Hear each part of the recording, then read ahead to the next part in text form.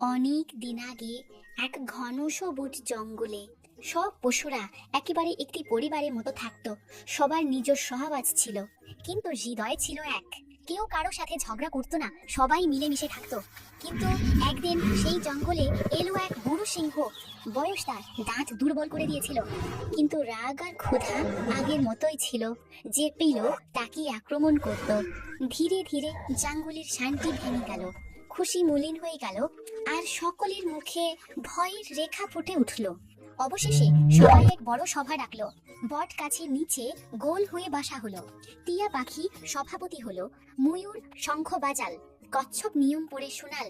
সবাই ক্রমানুসারে বলবে।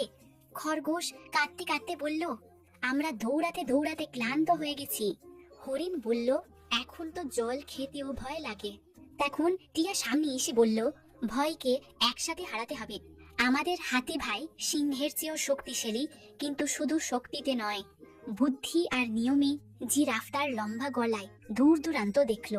যদি লড়াই হতেই হয়, তবে স্পষ্ট নিয়ম তৈরি হোক।